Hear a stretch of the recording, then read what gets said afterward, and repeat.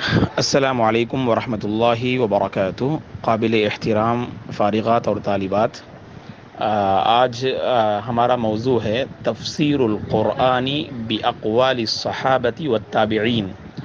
یعنی اس سے پہلے ہم نے دو قسمیں معلوم کی کہ قرآن کی تفسیر قرآن مجید سے، قرآن کی تفسیر قرآنی آیات سے، یہ پہلی قسم ہے، اور دوسری قسم تفسیر القرآن بالسنہ، قرآن کی تفسیر سنت سے۔ اب جو تیسری قسم ہم معلوم کرنے جا رہے ہیں وہ قرآن کی تفسیر صحابہ کے اقوال اور تابعین کے اقوال سے۔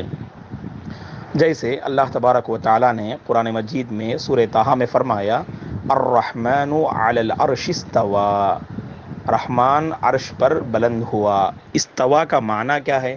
ابن عباس رضی اللہ عنہما فرماتے ہیں استوا کا معنی ارتفع، بلند ہونے کے آتے ہیں۔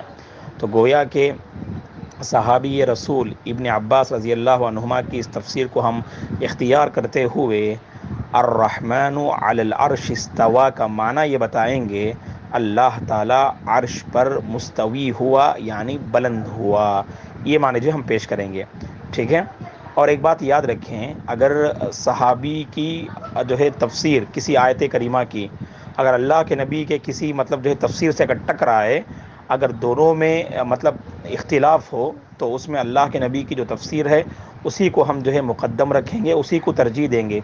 لیکن اگر دونوں تفسیر کو جمع کر سکتے ہیں تو ایسی صورت میں ہم یقیناً دونوں کو جمع کرنے کی کوشش کریں گے، صحابی کی تفسیر اور اللہ کے نبی کی تفسیر۔ جیسے ایک مثال میں پیش کرتا ہوں، سورہ قلم میں اللہ تعالیٰ نے فرمایا یوم یکشف عن ساق، کہ جس دن پنڈلی کھول دی جائے گی۔ اور پنڈلی کے کھولنے سے کیا مراد ہے؟ تو اللہ تبارک و اللہ کے رسول نے صحیح بخاری کی حدیث میں فرمایا کہ یکشف ربنا عن ساقہ فیسجد لہ کل مؤمن ومؤمنۃ، کہ قیامت کے دن اللہ تعالیٰ اپنی پنڈلی تمام لوگوں کے سامنے ظاہر کریں گے، اور جیسے ہی اللہ کی پنڈلی ظاہر ہوگی تو ایمان والے مرد اور عورتیں اللہ کے لیے سجدہ ریز ہو جائیں گے۔ جو اس دنیا میں نماز نہیں پڑھتے تھے، اللہ کے لیے سجدہ نہیں کرتے تھے، ایسے لوگ سجدہ کرنا بھی چاہیں تو سجدہ کر نہیں سکتے۔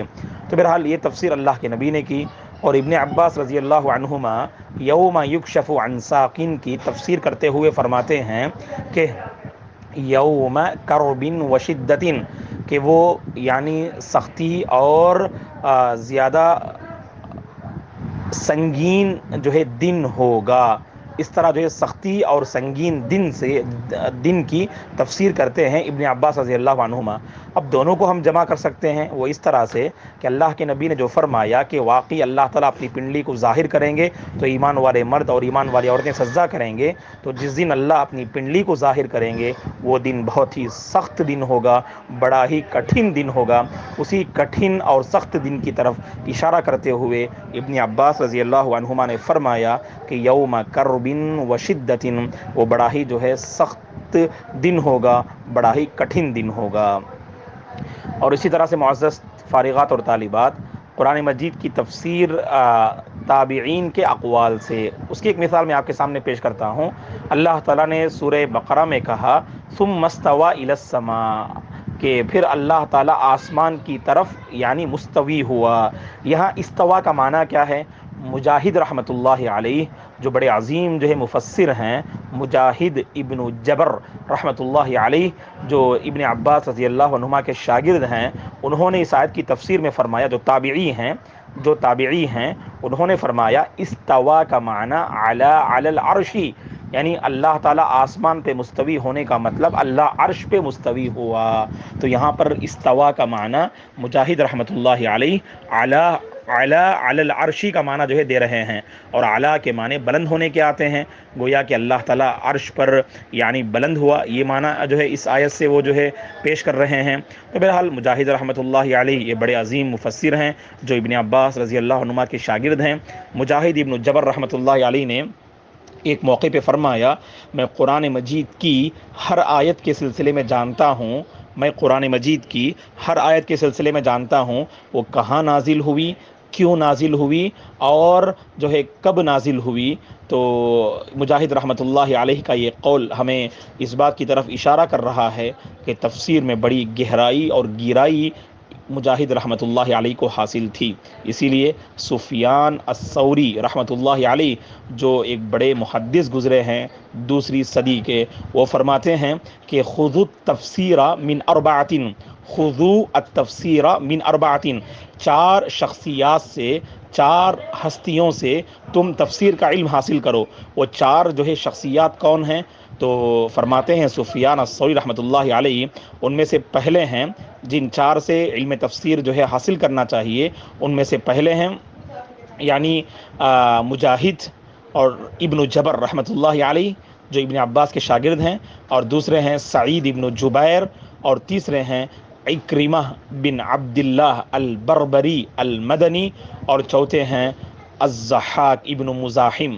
تو گویا کہ 4 مشہور یعنی مفسر گزرے ہیں جو پہلی صدی کے جو ہے آخر میں زبردست انہوں نے تفسیر کے میدان میں کارنامہ انجام دیا. ان میں سے پہلے مجاہد ابن جبر رحمۃ اللہ علیہ ہیں جن کی وفات 104 ہجری میں ہوتی ہے، اور دوسرے مفسر ہیں جو تابعی ہیں یعنی سعید ابن جبیر رحمۃ اللہ علیہ جو تابعی ہیں جن کی وفات 90 پر 5 ہجری میں ہوتی ہے، اور تیسرے مفسر ہیں عکرمہ بن عبداللہ البربری المدنی جو تابعی ہیں جو سن 105 ہجری میں وفات پاتے ہیں، اور چوتھے مفسر ہیں الضحاک ابن مزاحم جو بڑے عظیم مفسر گزرے ہیں، تابعی ہیں یہ بھی تابعی ہیں جن کی وفات 106 ہجری میں ہوتی ہے. تو بہرحال یہ کچھ باتیں رہیں تفسیر القرآنی باقوال الصحابہ والتابعین کے حوالے سے. مزید کچھ باتیں تفسیر القرآن باللغہ کے سلسلے میں انشاءاللہ آنے والے درس میں ہم معلوم کرتے ہیں. اللہ تبارک و تعالی ہم سب کو ہمیشہ قرآن مجید کے ساتھ جوڑ کے رکھے. آمین. والسلام علیکم ورحمۃ اللہ وبرکاتہ.